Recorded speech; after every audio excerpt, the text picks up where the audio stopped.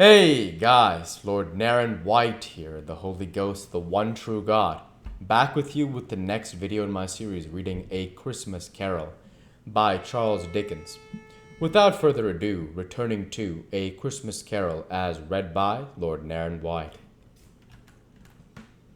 And now Scrooge looked on more attentively than ever, when the master of the house, having his daughter leaning fondly on him, sat down with her and her mother at his own fireside, and when he thought that such another creature, quite as graceful and as full of promise, might have called him father, and been a springtime in the haggard winter of his life, his sight grew very dim indeed. "Belle," said the husband, turning to his wife with a smile, "I saw an old friend of yours this afternoon." "Who was it?" "Guess." "How can I? Tut, don't I know?" she added in the same breath, laughing as he laughed. "Mr. Scrooge?" Mr. Scrooge it was.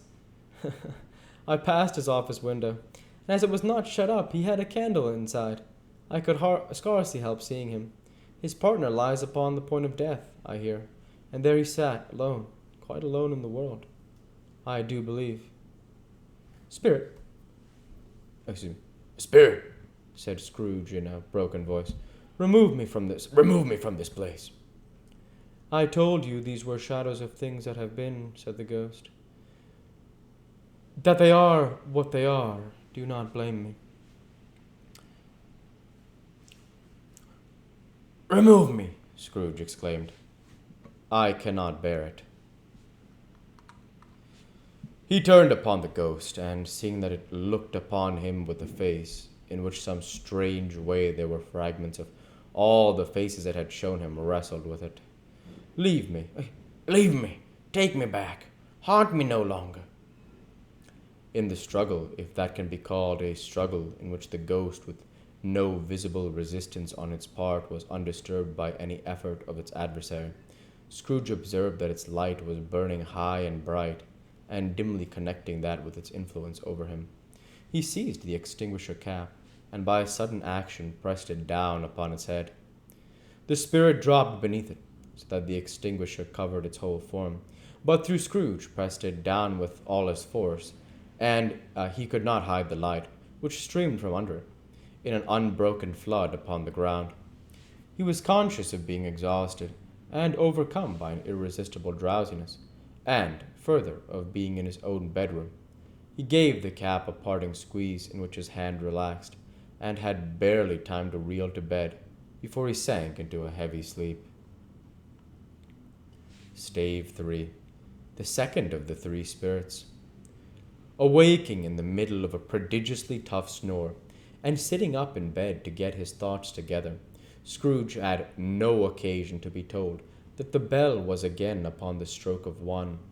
He felt that he was restored to consciousness in the right nick of time, for the especial purpose of holding a conference with the second messenger dispatched to him through Jacob Marley's intervention, but finding that, he turned uncomfortably cold when he began to wonder which of his curtains this new spectre would draw back, and put them every one aside with his own hands, and lying down again, establishing a sharp lookout all round the bed, for he wished to challenge the spirit on the moment of its appearance, and did not wish to be taken by surprise and made nervous.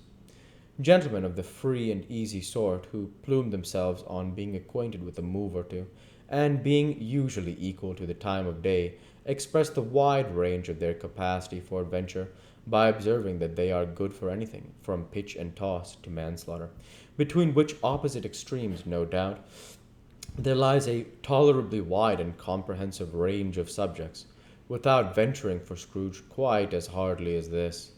I don't mind calling on you to believe that he was ready for a good broad field of strange appearances, and that nothing between a baby and a rhinoceros would have astonished him very much.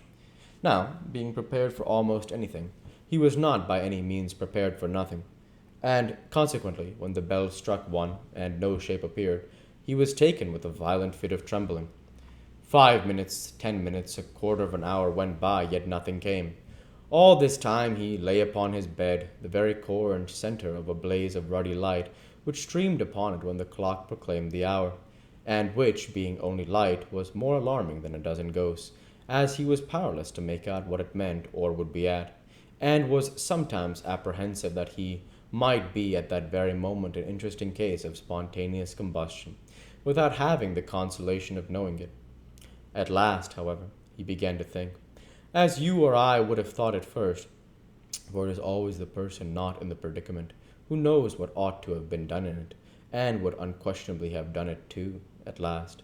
I say, he began to think that the source and secret of this ghostly light might be in the adjoining room, from whence, on further tracing it, it seemed to shine. This idea taking full possession of his mind, he got up softly and shuffled in with his slippers to the door. The moment Scrooge's hand was on the lock, a strange voice called him by his name and bade him enter. He obeyed. It was his own room. There was no doubt about that, but it had undergone a surprising transformation. The walls and ceiling were so hung with living green that it looked like a perfect grove, from every part of which bright gleaming berries glistened.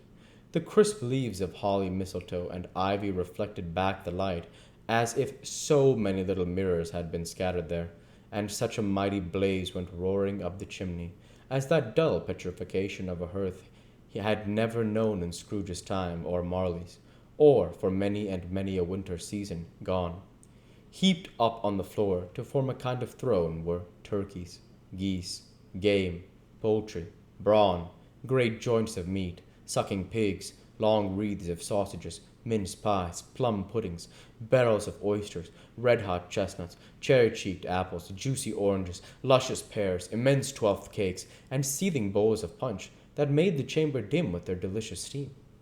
In easy state upon this couch there sat a jolly giant glorious to see, who bore a glowing torch in shape not unlike Plenty's horn, and held it up, high up, to shed its light on Scrooge as he came peeping round the door. "Come in," exclaimed the ghost. "Come in, and know me better, man."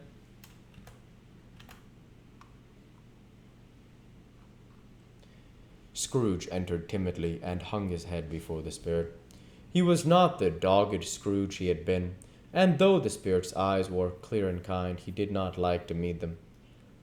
"I am the ghost of Christmas present," said the spirit. "Look upon me." Scrooge reverently did so. It was clothed in one simple green robe or mantle bordered with white fur.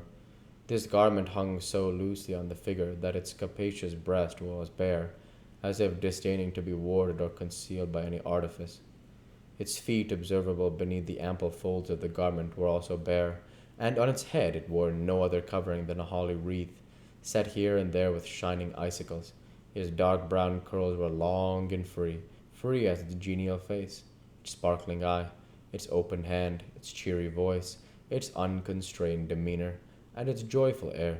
Girded round its middle was an antique scabbard, but no sword was in it, and the ancient sheath was eaten up with rust. "You have never seen the like of me before," exclaimed the spirit. "Never," Scrooge made answer to it. "Have never walked with the younger members of my family, meaning, for I am very young. My elder brothers born in these later years," pursued the phantom. "I don't think I have," said Scrooge. "I'm afraid I have not. Have you had many have you had many brothers, spirit?" "More than 800," said the ghost. "A tremendous family to provide for," muttered Scrooge. The ghost of Christmas present rose. "Spirit," said Scrooge submissively, "conduct me where you will. I went forth last night on compulsion, and I learned a lesson which is working now. Tonight, if you have aught to teach me, let me profit by it." "Touch my robe." Scrooge did as he was told, and held it fast. Holly, mistletoe, red berries, ivy, turkeys, geese, game, poultry, brawn, meat, pigs, sausages, oysters, pies, puddings, fruit, and punch all vanished instantly. So did the room, the fire, the ruddy glow, the hour of night, and they stood in the city streets on Christmas morning, where, for the weather was severe, the people made a rough but brisk and not unpleasant kind of music, in scraping the snow from the pavement in front of their dwellings, and from the tops of their houses, whence it was mad delight to the boys to see it come plumping down into the road below, and splitting into artificial little snowstorms. The house fronts looked black enough, and the windows blacker, contrasting with the smooth white sheet of snow upon the roofs and with the dirtier snow upon the ground, which last deposit had been ploughed up in deep furrows by the heavy wheels of carts and wagons, furrows that crossed and recrossed each other hundreds of times where the great streets branched off and made intricate channels, hard to trace in the thick yellow mud and icy water.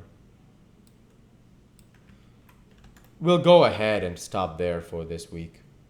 As usual, I want to say thank you for watching, and I hope you enjoyed. Please like, comment, and subscribe, as it greatly helps the channel. Light be with you all. Take care, and thanks again.